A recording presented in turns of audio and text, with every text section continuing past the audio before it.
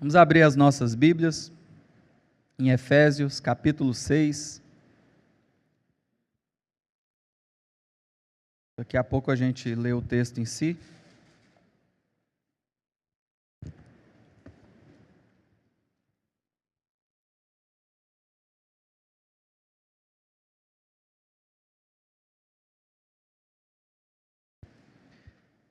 Efésios é uma carta que eu gosto muito, é uma carta muito interessante, prática, objetiva em muitos pontos.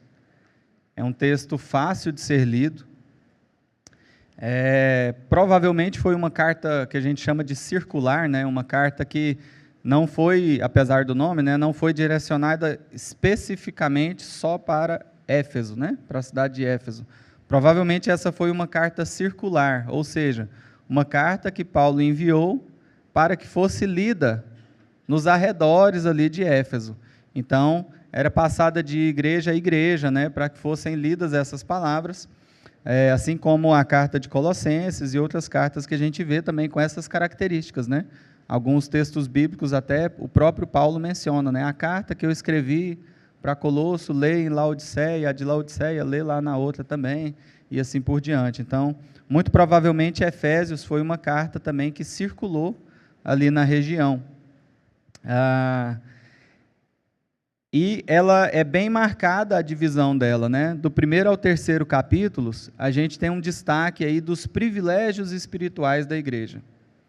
E é interessante pensar nisso, né? Como eu disse, existem privilégios. Existem privilégios para a igreja. E só de pensar nessas coisas é motivo de sorriso. Porque nós somos um povo ao qual é resguardado tantas grandiosidades, mas tantas riquezas, que nós deveríamos ser aqueles que andam sorrindo o tempo todo, como diz, né? Igual bobo. Porque nós temos privilégios. A graça é reservada para nós. Amém? A graça é reservada para nós.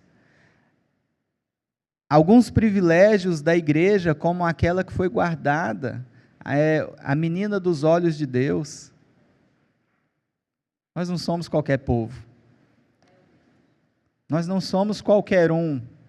Você não é qualquer um, você não é qualquer uma. Então se alegre, porque ao fazer parte do corpo de Cristo, nós nos tornamos participantes de Cristo, do próprio Cristo, como nós já falamos várias vezes aqui. De tal maneira que nós e Ele somos um, assim como Ele e o Pai são um. Então existem privilégios espirituais grandiosos para nós, que se a gente apenas folhear aqui o começo da carta, e quando ele vai falar, por exemplo, de graça, da salvação, daquilo que está reservado para nós, de que nós não somos mais um povo estrangeiro, nós não somos mais os de fora, mas agora nós somos dos de dentro.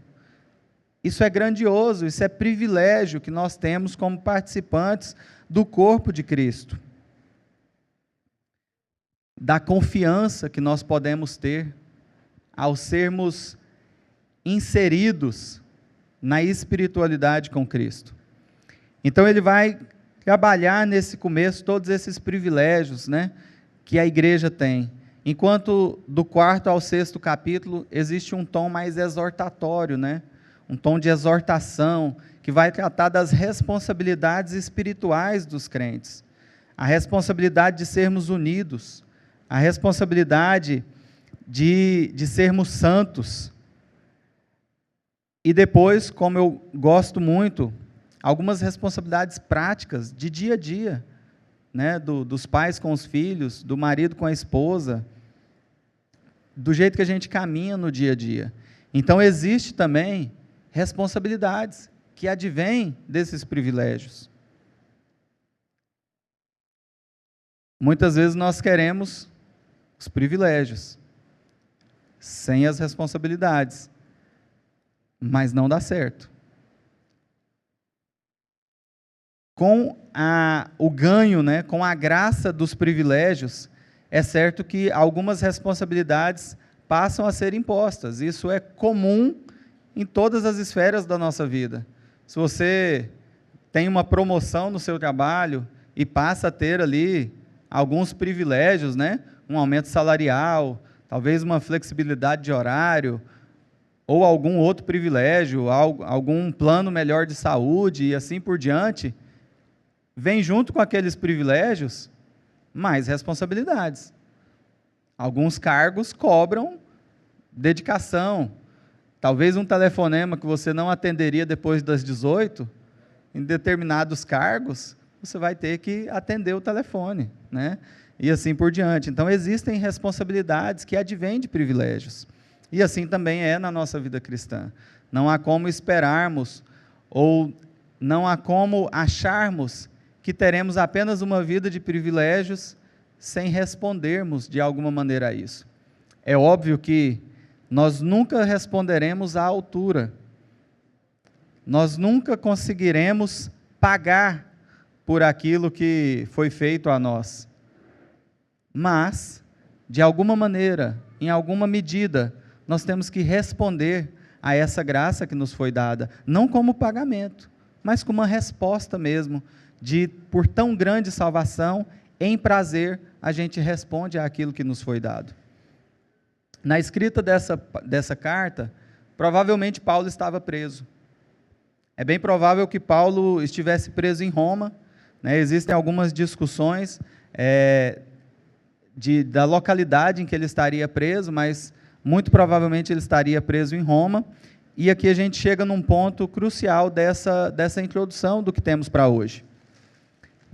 As circunstâncias terrenas, elas não podem parar o avanço daquilo que nós temos espiritualmente por fazer.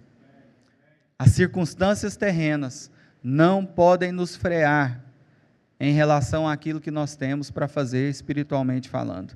Meus amados irmãos, quem caminha próximo da gente sabe que os dias não têm sido fáceis. Se o Michel fica nervoso em fazer um pequeno momento, quanto mais nós ficamos nervosos em conduzir um texto, uma palavra, em falar algumas coisas que muitas vezes parecem ser pesadas, e quantas vezes, em meio a essas dificuldades, nervosismos, inseguranças, eu pensei, hoje eu vou mandar mensagem para o Luiz e vou pedir para ele me tirar da escala. Hoje vai, eu até falei para o Lucas, falei, cara, tantas e tantas vezes, agora vai. Vamos sair da escala. Mas aí veio uma palavra de ânimo, uma palavra de entendimento daquilo que é espiritual e daquilo que é terreno. E aí a gente vê Paulo também em outras situações, sendo preso, açoitado e o quê? Cantando, louvando e adorando ao Senhor. Então, as circunstâncias terrenas não podem parar aquilo que deve ser feito. Se hoje é dia de salvação, é dia de salvação, independente dos nossos sentimentos, independente da nossa conta bancária, independente daquilo que aconteceu durante a semana, independente daquilo que vem afligindo o nosso coração, independente daquilo que eu estou preocupado que vai acontecer na próxima semana, mês e assim por diante. Porque as circunstâncias terrenas de dificuldades nós sempre teremos. Mas a Bíblia diz que haverá um momento em que a gente vai procurar ao Senhor e não vai encontrar. Então, ao contrário do que se pensa, ao contrário do que o mundo quer que a gente pense, o Senhor nosso Deus não está à disposição assim, a um estalo de dedos. Vai chegar um momento em que se procurará a Deus e não irá encontrá-lo. É por isso que a Bíblia diz que o tempo é hoje. É por isso que nos é lembrado que esse é o dia que o Senhor fez para nós. Alegremo-nos e nele exultemos. Dai graças ao Senhor, porque Ele é bom, eterna é a sua misericórdia. Então, meu irmão, esqueça as circunstâncias terrenas. Há algo espiritual pelo qual nós precisamos nos atentar e guerrear nisso. Então, tomando a primeira parte da carta, dá para se destacar a forma graciosa da nossa salvação. Se a gente vai para o capítulo 2, versículo 8, vai dizer com muita clareza: pela graça sois salvos, por meio da fé. E isto não vem de vós, é dom de Deus. Não há nada que nós façamos ou deixamos de fazer que vai nos limitar, nos impedir ou nos tornar dignos da salvação. A salvação a que nos é reservada é pela graça, para que ninguém possa dizer que eu conquistei a salvação.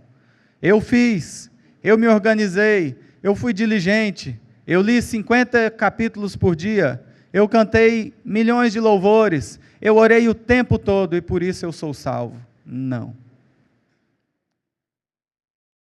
A prova disso é o ladrão na cruz, né? Que simplesmente se arrependeu, confessou a Cristo ali. Ainda hoje estará comigo no paraíso. Não deu tempo dele dizimar. Não deu tempo dele ofertar. Não deu tempo de ser batizado. Agora nós temos tempo de nos organizar. Nós temos tempo de fazer uma confissão pública. Como eu gosto de falar, nós precisamos resgatar os fundamentos da fé.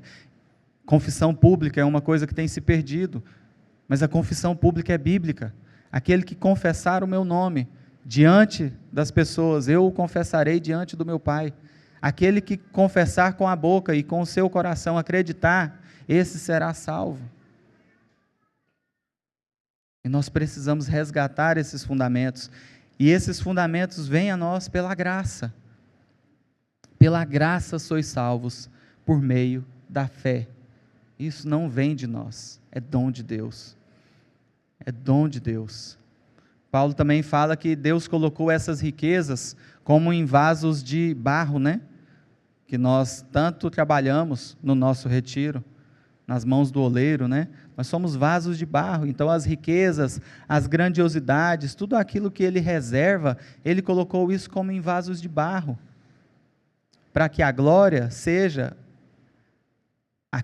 da coisa que Ele colocou, e não do vaso em si, porque o vaso é de barro, mas a riqueza é dEle, a glória é dEle, o enchimento é dEle, tudo aquilo que passa por nós, tudo aquilo que nos atravessa, é dEle, é por Ele, é para Ele, e a glória é dEle, e não de nós, que somos simplesmente atravessados pela graça de Deus.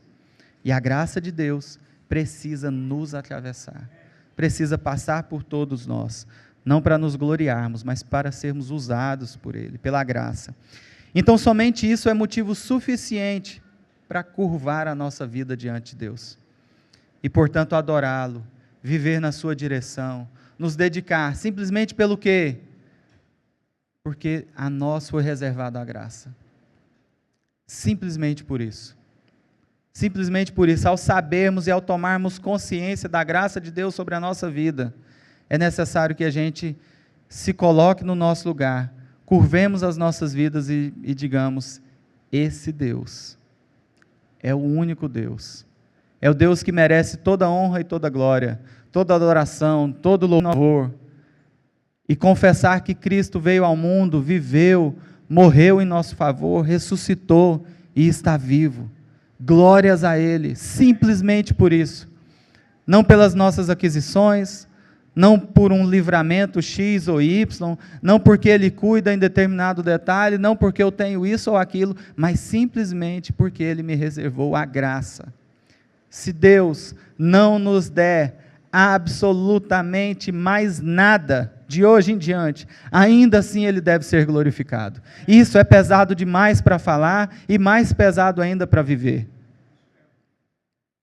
Porque se nós, por qualquer motivo que seja, formos assolados e vivermos em completa penúria de hoje em diante, ainda assim Ele seria o Deus digno de ser adorado. Por quê? Nos tirou todas as coisas que nós achamos que são nossas, mas Ele nos deu a graça da salvação, e isso é suficiente. Porque o próprio Paulo vai dizer que se a gente achar que a nossa vida se limita a essa terra, nós somos os mais infelizes dos homens. Então, meu irmão, de alguma maneira, eu quero que você encontre alegria no seu coração, não porque Deus cuida de você e te dá bens e coisas nessa terra, e que bom que Ele nos dá, porque um pai amoroso dá coisas aos seus filhos, mas seja mais alegre, porque antes de qualquer coisa, Ele deu a salvação, de graça, sem precisarmos fazer nada, sem precisarmos pagar. Não deve haver em nós qualquer sentimento de culpa, de dívida, de eu necessito pagar, porque no mínimo sentimento de que eu coloco, não, eu sei, mas eu preciso pagar, eu volto para o antropocentrismo, eu me coloco no centro de novo. Não, eu sei que foi de graça, mas eu tenho que pagar. Não, você voltou para o centro. Então eu sei que foi de graça, então eu vou adorá-lo. Simples. Ele me deu de graça, né? É um Deus que merece ser conhecido, porque é bom, porque é gracioso. Efésios 6:10. Depois de falar dessas coisas práticas, depois de falar da salvação, depois de falar da unidade de fé, de santidade, e depois de falar sobre alguns aspectos práticos nas casas, né? O lar cristão, né? O marido e a mulher, os filhos e etc. Paulo talvez antevê algumas questões que nos surgem também, porque a gente lê isso, muito provavelmente todos já leram esse texto, e sabem, né? Filhos, obedeçam seus pais, pais sejam razoáveis, maridos, amem suas esposas, esposas sejam submissas, e assim por diante. Mas ainda que sabedores dessas coisas, nos surgem questões, porque parece que ainda não foi suficiente, porque senão a gente lia e entendia, opa, então vive a prática e dá tudo certo, mas parece que não funciona só, e aí Paulo parece que antevê esses questionamentos, e aí ele começa o versículo 10 e diz, quanto ao mais, porque ele sabia que tinha mais, né? Então, tem mais coisas, né? Então, versículo 10, quanto ao mais, sede fortalecidos no Senhor, e na força do seu poder, vistam-se com toda a armadura de Deus, para poderem ficar firmes contra as ciladas do diabo, porque a nossa luta não é contra o sangue e a carne, mas contra os principados e as potestades, contra os dominadores deste mundo tenebroso, contra as forças espirituais do mal, nas regiões celestiais.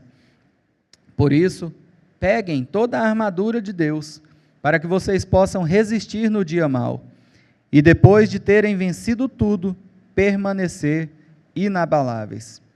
Pai, sua palavra é graciosa, sua palavra é boa, é agradável. Deus, ilumina-nos, ó Pai, para que pela tua palavra nós recebamos, ó Deus, a graça de caminhar nesse mundo, ó Deus, da maneira que convém. Que o Senhor nos abençoe, ó Pai, em nome de Jesus. Irmãos, o primeiro alerta que eu gostaria de fazer do texto objetivamente é sobre a estratégia do maligno. Existe uma estratégia maligna para nos fazer parar. O inimigo está ao nosso derredor, tentando nos fazer cair, e isso não pode ser apenas um jargão nas nossas vidas. Se nós cremos que a nossa vida é uma vida espiritual, se nós cremos em Cristo, que é alguém que nós não vemos, se nós cremos em Deus, que é Espírito, se nós cremos em todas essas coisas que nós falamos, é necessário que a gente também creia e combine a nossa crença com o nível correto. Não dá para dizermos que cremos em todas essas coisas espirituais, sobrenaturais, de um Deus que enviou um Filho único, e que se tornou pessoa, e viveu, e morreu, e ressuscitou, e voltou para o céu, e daí ele enviou um Espírito que passa por toda a terra. Tudo isso é sobrenatural demais.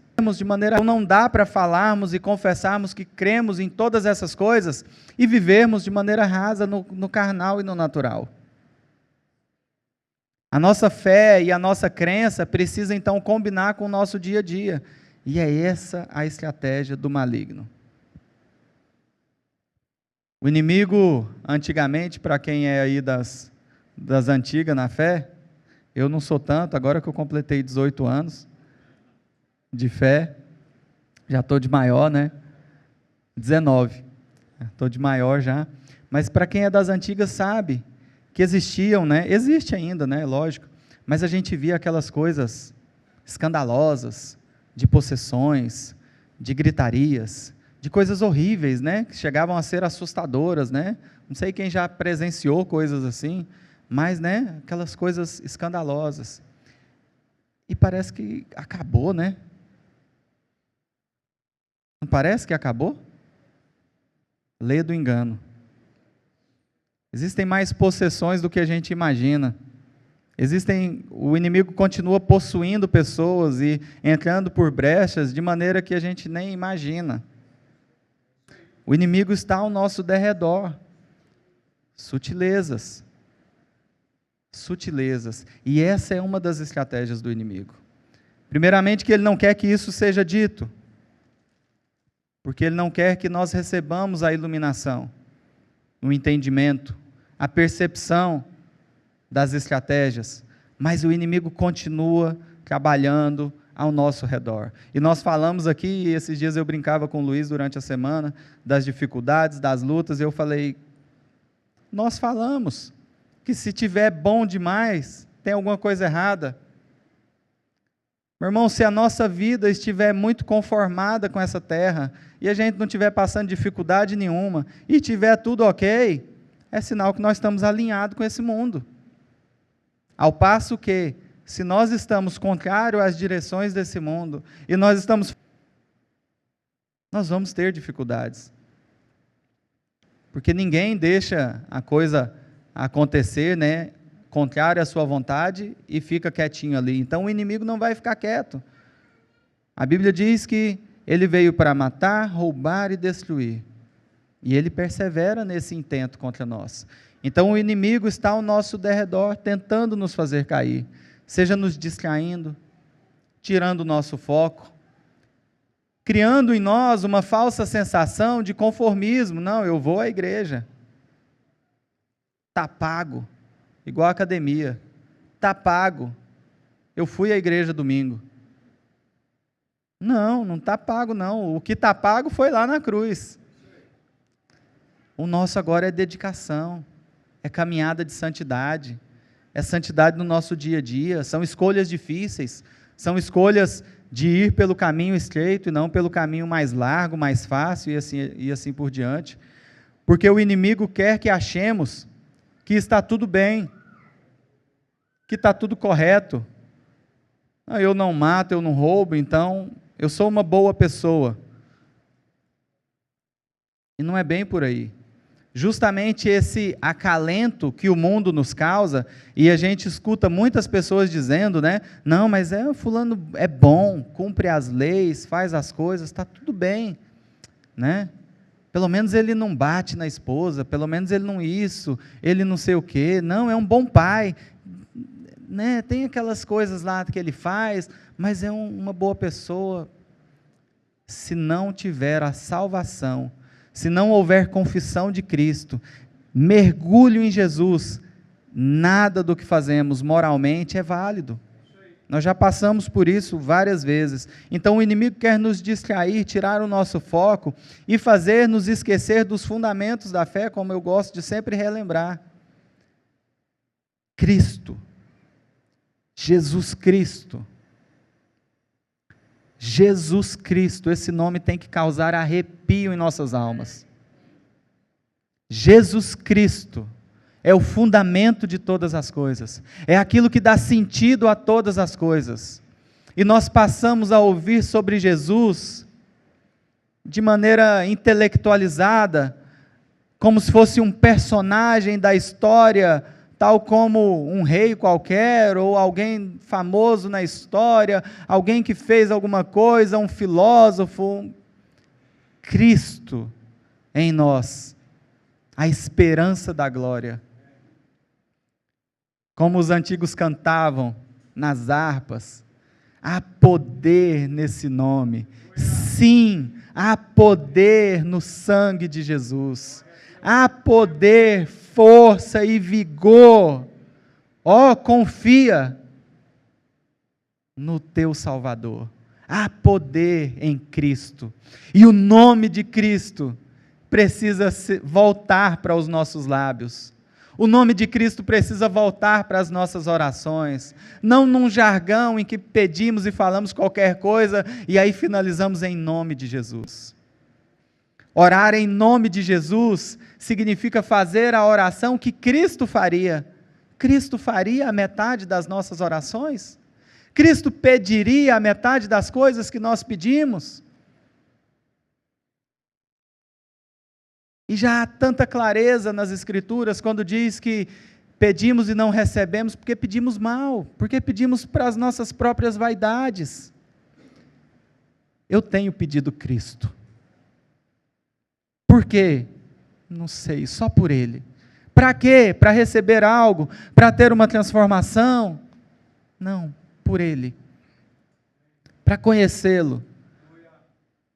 Para conhecê-lo, para estar junto com Ele, para ter um momento de presença com Ele. Para que eu quero Cristo? Para consertar a minha casa, para resolver os problemas? Aí eu estaria sendo vaidoso e egocêntrico de novo. Não, eu quero Ele por causa dEle.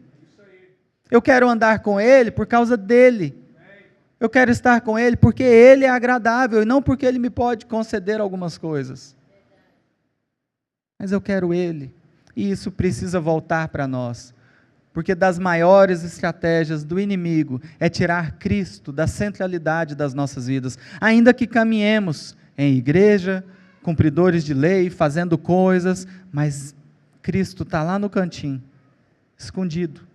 E a gente continua fazendo as coisas. E cadê Jesus? Cadê Jesus? E infelizmente, muitas vezes o inimigo tem conseguido fazer isso. Tantas e tantas vezes a gente foca numa espiritualidade moral, de cumprimento, de certos e errados, e nós esquecemos que pela graça nós somos salvos. E que Cristo foi quem fez essas coisas. Acaba que o inimigo enfraquece os fundamentos, e o fundamento é espiritual. Nós não podemos perder de vista que o fundamento é espiritual. Por isso que eu gosto de uma das orações de alguém que se encontra com Jesus e Cristo pergunta para ele o que ele deseja que aconteça e ele diz, que crê para que Cristo o salvasse, o curasse, e aí ele diz na sequência: creio, aumenta a minha fé. Aumenta a minha fé. Nós cremos, então peçamos, aumenta, Senhor, a nossa fé. Nós cremos, eu creio no espiritual, eu creio no sobrenatural. Aumenta a minha fé, para que eu creia mais. Creia a tal ponto, como o próprio nome do nosso ministério nos lembra, que se tivermos a fé do tamanho, ou como, na verdade, como um grão de mostarda, nós poderíamos virar e pedir para essa serra se mover daqui e ela sairia. E eu creio que isso não é modo de falar.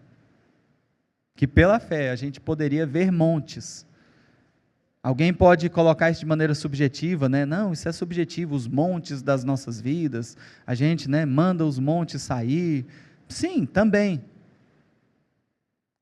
Mas se houver uma situação em que um monte físico precisar sair do lugar para que a gente atravesse, a fé pode fazê-lo.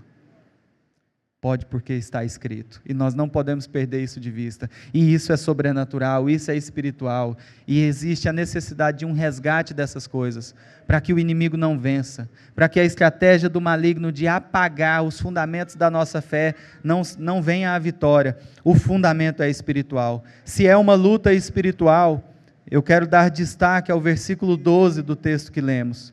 No versículo 12, Paulo diz o seguinte: porque a nossa luta não é contra o sangue e a carne. Essa tradução é a NAA, Nova Almeida, atualizada, E tem uma outra versão que eu gosto de ler também, que é a literal do texto tradicional, LTT. E esse versículo, ela traduziu o começo dele da seguinte maneira: porque não é para nós a luta. Porque não é para nós a luta. Consegue perceber a diferença de eu falar que a nossa luta não é contra o sangue e a carne, enquanto eu falar, porque não é para nós a luta. Quando eu digo que a nossa luta não é contra o sangue e a carne, eu estou, de uma certa maneira, assumindo que é a minha luta, a nossa luta. A nossa luta não é contra o sangue e a carne. Então, existe uma luta que eu tenho aqui.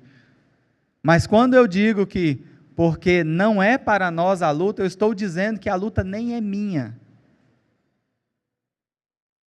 Não é para nós a luta. Então, estou dizendo, olha, essa luta nem é minha. E nesse sentido mais profundo, Paulo aponta para nós, essa luta nem é nossa. Lembra lá de um texto recente que lemos, quando Deus avisa, vocês não vão lutar, vocês vão se postar, colocar povos com campo de batalha e verão o livramento que eu vou fazer. E confundir os povos, confundir os inimigos, e eles guerrearam entre si, até que quando eles saem para olhar, eles não precisam fazer mais nada. Porque quem lutou e quem guerreou foi o Senhor. A profundidade aqui é semelhante a essa. Essa luta não é nossa. Essa luta não é contra carne ou sangue, não é contra um irmão e uma irmã, não é contra aquele parente legal que você tem, não é contra aquele amigo que te abençoa todo dia, né? Não é contra aquele chefe, né, que está te ajudando ali no serviço, não é. A nossa luta não é contra pessoas, a nossa luta é espiritual. Agora, é fato que se pessoas deixam brecha e acabam sendo manipuladas pelos sussurros do inimigo, é certo que essas pessoas vão causar dificuldades reais no nosso dia a dia. Lutas que vão nos atrapalhar, lutas que vão tentar nos parar, lutas que vão nos desanimar, lutas que vão mexer com os nossos sentimentos. Cabe a nós, então, termos a sensibilidade da percepção espiritual e entender que não é contra a carne ou sangue, mas que são contra os espíritos, contra os dominadores deste mundo tenebroso, contra principados e potestades. E essa luta, ela é do Senhor. Essa luta é do Senhor. Em Apocalipse é muito claro que o inferno foi preparado para o diabo e seus anjos. Então, Deus já preparou a paga para o diabo e os seus anjos. Deus já preparou a recompensa para aqueles que se viraram contra ele no mundo espiritual. De tal maneira que a nossa posição aqui, então, é guerrear com as armas corretas, é tomar a posição com as armas corretas. Então, ao invés de gritar e esbravejar contra alguém que esteja muito desalinhado com aquilo que é da caminhada, ore. Ore. Você recebeu um vidrinho de óleo lá no retiro. Use o óleo. Ore. Levante suas mãos. Passe óleo pela sua casa. Estenda suas mãos. Fale ao Senhor. Coloque as situações na presença do Senhor. Entenda que situações são espirituais, são sobrenaturais. E que não dá para vencer simplesmente com armas carnais. Com armas carnais nós vamos conseguir modelar muita coisa. Um bom psicólogo, um bom terapeuta consegue segurar muita coisa. Um bom medicamento consegue segurar muita coisa. Mas a salvação é só em Cristo. A salvação é só em Jesus.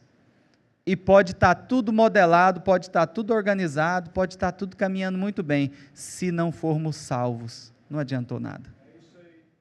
Não adianta nada termos as coisas e não sermos salvos.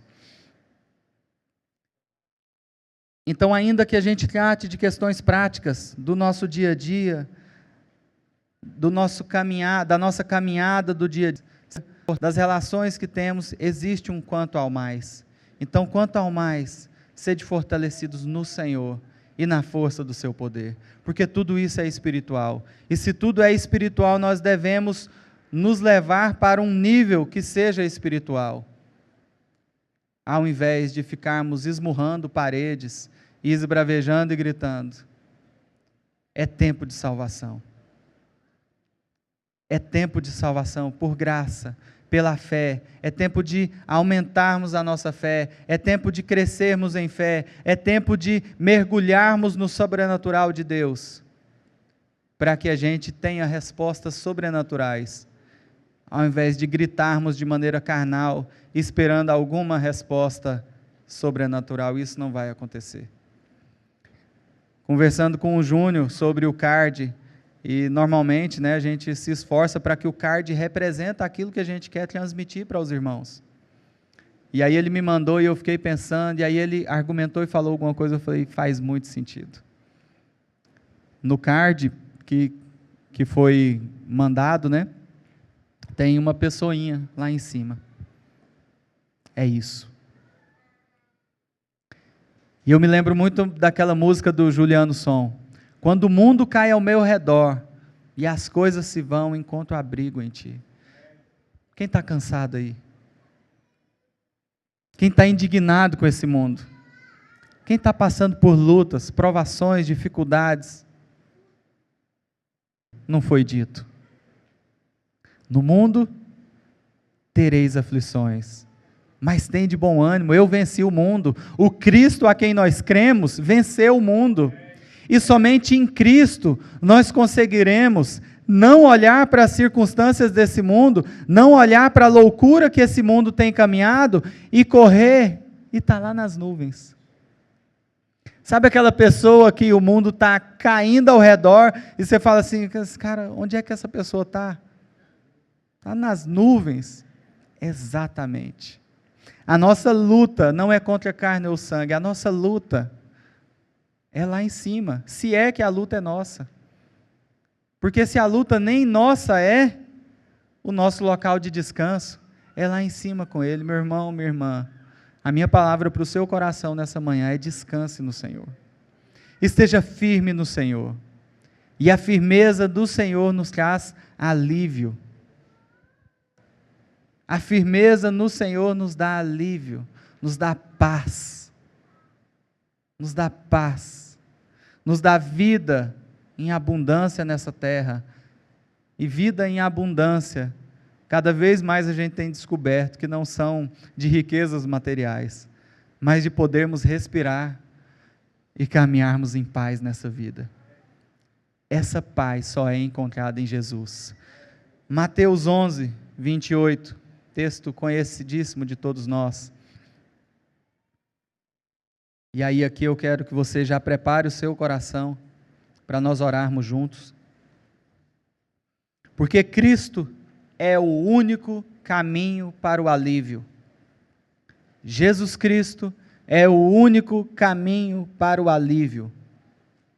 Não há ferramentas, não há técnicas, não há estratégias. Cristo é o caminho para o alívio. Assim diz o texto: vinde a mim, todos os que estáis cansados e sobrecarregados, e eu vos aliviarei. Tomai sobre vós o meu jugo, e aprendei de mim, porque sou manso e humilde de coração. Leve, e o meu jugo é suave. Meu irmão, você está cansado? Você está cansado desse mundo? Você cansou de lutar? Você já cansou de tentar convencer aquela pessoa de que ela precisa fazer isso ou aquilo? Você já cansou de gritar lá na sua casa? Você já cansou de tentar resolver as coisas pelo seu próprio braço? Você já leu? Você já estudou? Já buscou técnicas profissionais? Medicamentos? E parece que continua do mesmo jeito. E você continua cansado, continua lutando, continua cansado, e luta, e faz, e termina o dia, você desmaia na cama que o lençol nem mexe. Vinde a mim, todos os que estáis cansados e sobrecarregados, e eu vos aliviarei. O Senhor me lembra que muitas pessoas estão atravessando uma noite escura da alma. E na noite escura da alma, muito daquilo que nós achamos que somos, nos é questionado. A nossa identidade é fragilizada, os nossos gostos são questionados, a nossa espiritualidade é questionada. Na noite escura da alma, nós duvidamos de tudo e de todos. Terror noturno, pânico, inseguranças, sofrimentos, ideações suicidas. Você que tem pensado em tirar a sua própria vida para ver se acaba com tudo isso, vinde a mim. Vinde a mim todos os que estáis cansados e sobrecarregados.